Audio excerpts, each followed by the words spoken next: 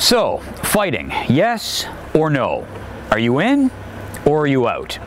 Does the game in 2014 need fighting to be a part of it? Or, as some have suggested, does it demean our game, the greatest game in the world, into looking a little bit, at times, like a bit of a sideshow? Dan Maruelli officiated in 1,662 NHL regular season games and another 187 playoff games. These days, Dan works at major international tournaments as a member of the IIHF Disciplinary Committee. His exposure to the international game over the last few years has altered his views on the necessity of fighting in the game. I don't think there's a place for the fighting anymore. I really don't. I think that we see a lot of staged fights. It troubles me to see that a player gets checked legally, a good open ice body hit or something, and immediately you see other teams or other players respond in a vigilante way, you know, and chase after this player. We're sending the wrong message. I can't disagree with you when you say that it cheapens our game. I don't think it's something that promotes good sportsmanship, and at the end of the day, it certainly detracts. Shane Knighty played 550 NHL games. He was part of a Stanley Cup championship with Boston in 2011. And he finished up his career with over 600 penalty minutes. Since retiring, his views have softened on fighting a little, but just a little. It's a tough thing for me to answer because I believe in it so much in the game, but I understand where you're coming from and where the debate is on the other side. But it gives the players more control. If you take it away, it's strictly in the hands of the referees, and there's enough debate right now on whether games are called the right way. So, and that being said, there still has to be some control on the player side, and if you ask them, this helps give them that element. Knighty now works as a broadcaster.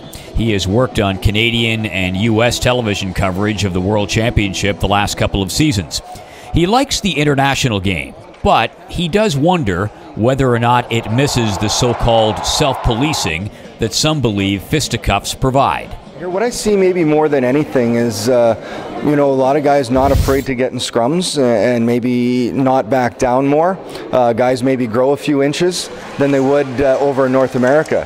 But it doesn't take away from the actual pursuit in the game of hockey, but it does, in my mind, you know, give some guys maybe a false sense of protection out there, and maybe they try and get away with a little bit more. That's the comment you'd always hear. So, you know, I went the few times, like when we went to the Olympics and some of the preseason games we did over in Europe, we were cautious to be very vigilant over that and watch that. I never experienced that, and since being involved with the IIHF at the World Juniors and at these World Championships, it's not an issue.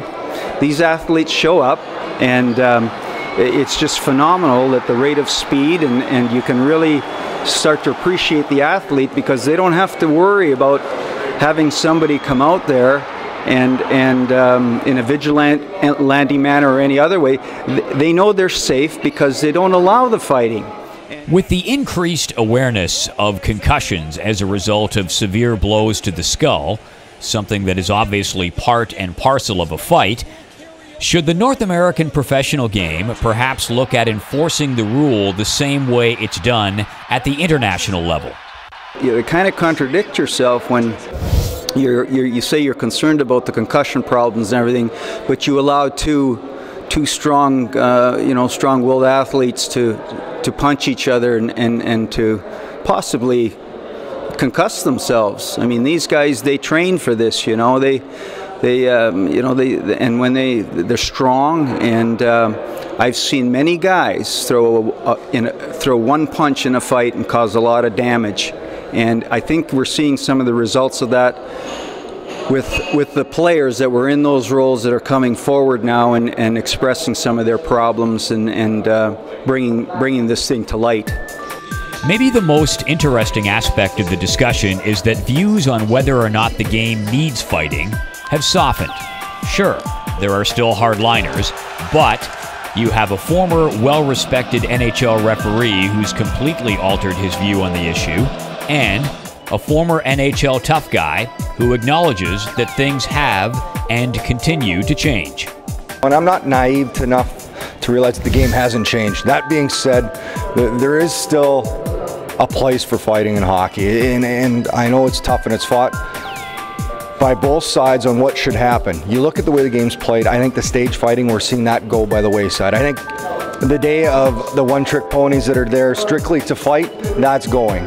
It gives a temporary, there's some temporary excitement for the fans, but if you really consider what's at risk here, in the big picture of things, I really think they have to take a close look at it, and I said, eventually down the road, like we discussed earlier, I think it will be removed. Reporting for IIHF.com, I'm Paul Romanuk.